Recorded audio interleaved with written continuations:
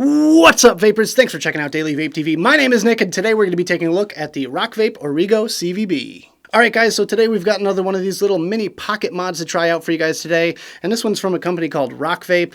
It's nice and small and stealthy, very lightweight and pocket friendly, so for an on-the-go vapor such as myself, this thing is absolutely perfect. So before we get started with this video, I do have to state my intent by saying that I did receive this product for free from the manufacturer for the purpose of doing this video review. However, it has no monetary value to me, which means my opinions on it will remain honest and unbiased. With that being said, I would like to give a huge shout out and thank you to the people over at Rocvape. They're the people that sent me this thing for the purpose of doing this video, so thank you guys so very much. I really do appreciate it. So taking a quick look at their website, let's give you guys a little bit of an insight on what this device is all about. So it says here, utilizing the latest complete vaping box technology, the Origo CVB presents an incredible small form factor and looks extremely stealthy. Like I said, it's designed with great ease of use. Give the leak-proof built-in tank a refill and you're ready to go. There you go. So this device comes in 4 different colors: black, pink, blue, and silver, and it's going to cost you $42.95. I'll make sure to put a link in the description if you guys want to check one of these out for yourself. So without further ado, let's go ahead and dive down to the close-up view, unbox this thing, and we'll take a better look at it.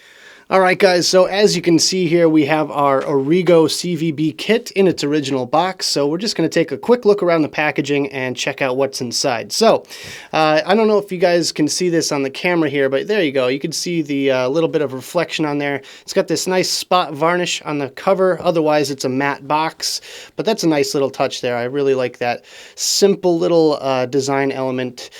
We have complete vaping box on this side and rockvape.com here. That's where you can find out some more information about this product. You have your color indication on the bottom, and on the back, just some simple specs and a little bit more about this device as well as what's in the box. We have our little Rocvape CVB kit right here, the Origo CVB kit, all ready to go. I'm just going to actually take that out. We're going to put that to one side for right now. This little insert can come out, and we have our basic instruction manual slash, quick start guide. Pretty informative. I like the design element of this. It's kind of like that really nice semi-gloss kind of paper. It's really good look to it. And the graphics are pretty informative and helpful as well. You have your full parts breakdown on this side and your full specs sheet there. Pretty nice. It's pretty good. The English in it is, not too bad. I mean, there's one thing in here I thought it was kind of funny. It says, after the tank is refilled and put for 5 minutes, press the fire button 5 times successively in 2 seconds to power on the device. Press the fire button and inhale the drip tip at the same time to vape. Moving on, we have the bottom of the box. This thing comes out. You have 2 coils. When it comes standard, it has 2 of these coils in the bottom. Of course, I put one in there to try this thing out, so I have my other coil in here, which I have used, but I tried to kind of conserve the packaging so I could reuse it for this video. And you have a standard micro USB cable. Alright guys, so here is our Origo CVB kit. Now let's go ahead and take this thing apart from the top to bottom and give you some specs along the way. So first things first, this device is 63 millimeters tall by 40.5 millimeters wide and 21 millimeters deep. The tank capacity is 1.9 milliliters. The coil resistance that it comes with, it has 2 coils in the box, a 0.5 ohm coil and a 0.3 ohm coil. The battery capacity, as listed on the bottom here, is 1600 milliamp hours, and the output rating is 18 watts. So the first thing we're going to take a look at is this drip tip here, just taking that out real quick. It is a dual O-ring design, which means it's going to stick in there really nice and tight. Never really had an issue with it popping out or anything like that. Fits in there good and snug. As you can see on this bottom piece here, it has that sort of kind of spirally design like the Joytech AIO drip tip, where it's meant for anti-spitback so that you don't get juice in your mouth. And I haven't really used this drip tip too much, but I haven't actually had any problems with spitback with it, so not too bad. I gotta say that it does actually work. And maybe you guys can see this here. It is actually a Delrin lined drip tip, which means it's going to reduce the amount of heat that actually you get on your lips, which is kind of a nice feature, although I've never had an issue with heat. Well, it's only an 18 watt output, so never really had an issue with heat to begin with, but it's kind of a nice little convenience feature. The next thing that we're going to take a look at is this upper airflow section. It has dual Cyclops eye style airflow, which is fully adjustable. You can go from all the way open to all the way closed, and then some. Actually, the funky thing about this design is you can actually turn this airflow control ring 180 degrees all the way around, and then you have the same airflow that you started with. So you go from wide open on one side to fully wide open on the other side. Not really sure why they did that, but hey, that's a thing. Here you can see the button on the top. It does have a ring of LEDs around the outside of it that illuminate green when it's firing. Also, these will glow when it's charging, as well as when it's dead, it'll blink red 15 times. So that's an indicator of when you got to start charging this thing. Speaking of charging, we have our charging port right here. This is going to charge the built-in 1600 milliamp hour battery. Kind of an odd placement for a charging port, but one of the good things is you can stand this device up while you charge it. I know a lot of people complain when it's on the bottom or something like that. It's a little bit more of a hassle to charge a device with a charging port on the bottom. So that's, I mean, not too bad in my opinion there. Here you can see on the side the max fill line. When you have the coil section out of this device, it's going to look like you have a ton of room for liquid. However, you have to make sure you have enough room inside the chamber to displace the coil. So it's only going to have about a 1.9 milliliter capacity. So it's a slightly smaller capacity than I would have liked to have seen. However, it's not too bad. This thing kind of sips juice, so it's really not too bad of a capacity there.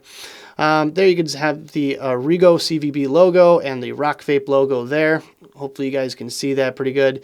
And overall, the finish on this thing is pretty decent. I gotta say, it feels like it's nice solid construction. It is made out of aluminum, which is a nice solid material. I really don't feel like this thing is gonna fall apart in my hand or anything like that. I could probably take a drop or two. All right, so real quick, let's take a look at this coil. So as you can see, I still have it attached to my upper airflow section. So all you have to do to change the coil is just remove it like so. Grab a new coil and then reattach it to the chimney. So looking down the inside of the coil there, you can see the airflow is pretty significant. It actually has a surprising amount of airflow for such a small little device like this. Definitely a lot more than my AIO, which is kind of the closest comparison that I can make to it. It's just kind of a jumbo-sized AIO coil, and this one is rated at 0.3 ohms, and it's a little bit on the low side, to be honest with you, for a device with this low of a power. I was kind of surprised they included a 0.3 ohm coil. I was kind of expecting more along the lines of a 0.5 and 1 ohm. I feel like that would have been a little bit more responsible of Rocvape to do that, but they do offer these 0.3 ohm coils, which is kind of an interesting choice. But there you go. You can see the wicking ports on either side there. They're pretty significant in size, and they're set back a little bit. So yeah, juice gets in there real good. No real complaints about wicking whatsoever. I've never gotten a dry hit or anything off of this thing. And there you can see the contact pin as well. That makes perfect contact. I've never had an issue with connecting a coil to the battery or anything like that. Just going ahead and reattaching this to the chimney real quick. Threads on it are so-so. They're kind of sketchy, but you don't have to take the coil on and off constantly, so it's not something that should really concern you. So that's about it for the close-ups. Let's go back to the main screen, have a quick vape on this thing, and we'll talk about it some more.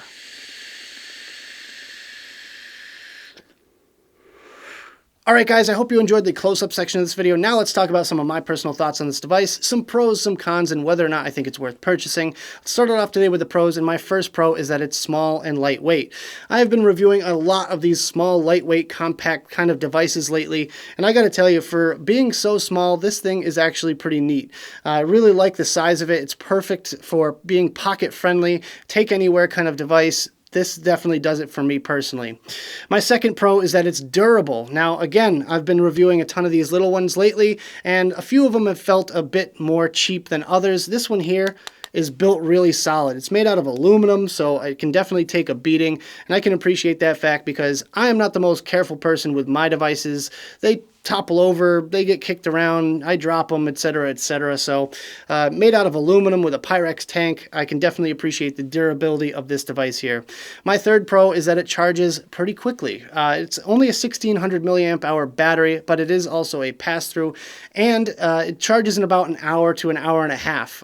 So if you've gotten a couple minutes to just throw it on the charger, you're going to get to 50% battery in no time and 100% battery in just over an hour. So really, I can appreciate the fact that you don't have a lot of time to sit and wait for your batteries to charge, because I know personally my 18650s can take 4 hours to charge. This thing being the on-the-go kind of device, it charges up really quickly and it'll last you a good road trip. So there you go. That's like my ultimate test as far as batteries are concerned. If it can last me a trip there and back, that's acceptable in my book. So my next pro is the airflow is plentiful. You get tons of airflow with this thing.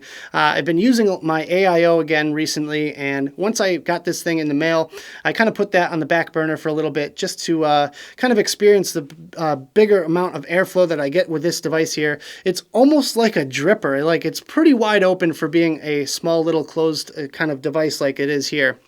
Considering it's a tank system, plenty of airflow. And my final pro is the clicky/responsive button. It's very clicky. Hopefully you guys could hear that, but yeah, it's a very clicky button, very responsive, very tactile. You can really feel when you're clicking it, and I have no question on whether or not this thing is actually going to fire in my pocket accidentally or anything like that, because I really don't think it's going to go off without me pressing that fire button. Alright guys, let's move on to some cons, and my first con is that it's not nearly powerful enough. I was really hoping that this thing would output at least 30 watts when I first took a look at it, and I was really disappointed when I got it in and I read that it was only 18 watts of output, especially since they supply you with a 0.3 ohm coil. I was hoping they would at least give you 30 watts of power. This thing, I just feel like it could be just that much more powerful, and it would be so much more enjoyable. The 0.3 ohm coil that I've got in here right now just doesn't quite do it for me. You don't really get a full lung out of it or anything like that, especially in stark comparison to the Joyetech AIO. With using the 0.5 ohm coil on the AIO, I get plenty of vapor production, and I was really pleasantly surprised by it. This one here, using the 0.3, just doesn't quite do it for me.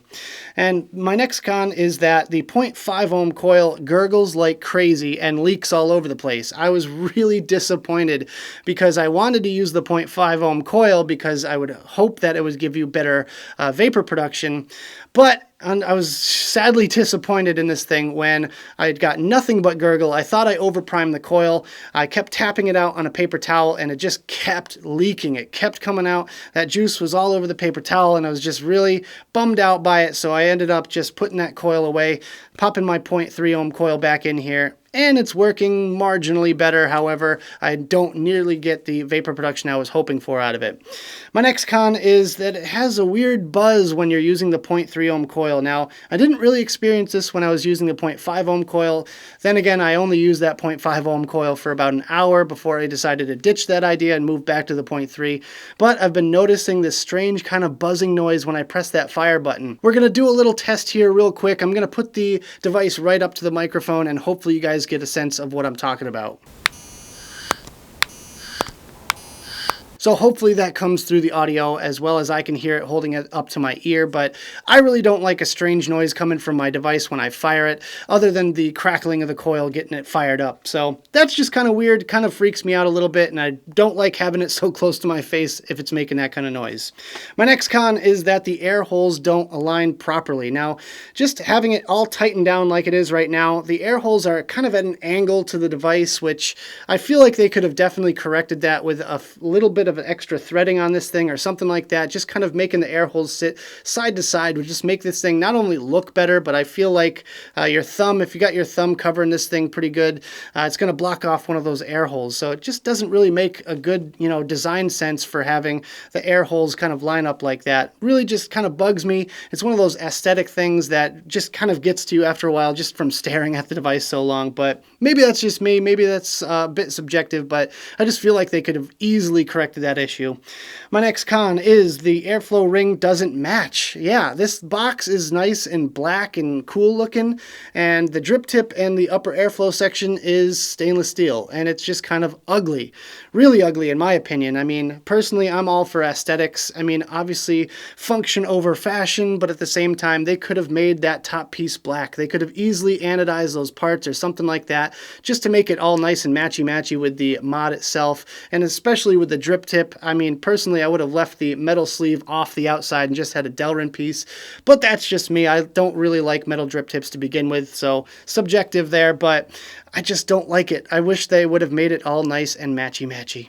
And my final con is that it's not really comfortable when you're holding it. This is kind of a two-part con, because not only is it not comfortable when you're holding it, it's a little bit small for my hands, which I, kind of expected going into it. I mean, I have all sorts of different devices ranging from the AIO to the iCare to the, Juul and to the Sync and stuff like that, but I hold every single one of them a little bit differently. This one here just kind of feels a little bit chintzy in your hand. It's a little bit small, and that fire button is just kind of awkwardly placed. I would have liked to have seen maybe a trigger kind of button on the side here or something like that. That would have just made it ever so slightly better in my book, but again, that's very subjective. The other part of this con is that the charging port is oddly placed. It's really kind of weird having it so high up like that. Yeah, you can charge it standing up, which is a nice feature, but I really just wish they kind of would have moved this around a little bit. And I understand there is restrictions when it comes to circuit boards and everything like that, just kind of fitting it in this size box. But then again, I really feel like they could have at least centered it, or, made it a little bit, more logical for placement. It just kind of seems really weird, especially if you're going to try to use this thing as a pass-through or anything like that. Just going to be really fiddly when it comes to having that charging cable coming out the side. So is this device worth purchasing if I did not receive it for free for the purpose of doing this video? In my opinion, no, I'm gonna have to say no on this one, unfortunately, because I just feel like there's not enough features to make this one worth it. I wouldn't really go after this one if I had the choice between this or, say, a Joytech AIO D22 or something like that. I would go after the one that seems a little bit more trustworthy and doesn't make a buzzing sound when you push the fire button. That right there just kind of did it for me, kind of the final nail in the coffin. Couldn't get over that fact for me personally, but in any case, I would have to say no to this one. The $42 price point is still, it's a little bit steep. Maybe if it was like 30 bucks or something like that, then maybe I would go after it. But as of right now, I'd have to say no. Unfortunately, I'm going to have to say no to this one. Anyways, guys, that about does it for today's video. I hope you enjoyed. If you did, make sure you hit that like button and subscribe for more videos just like this. Of course, leave me comments in the box below of anything you guys want to talk about, whether it be this device or if you want to purchase one for yourself or anything else you guys want to discuss down there. I'd love to talk to you. Also, check out the advocacy links I have in the description below. Make sure you stand up and fight for your right to vape. Also, check me out on my different social medias. I have Twitter and Instagram. Make sure you follow me on there. Like my page on Facebook. Check out my Snapchat. And if you want to give me a couple of bucks on Patreon, that would be awesome as well. You guys are the best. Thank you so much for tuning in. And as always, vape on.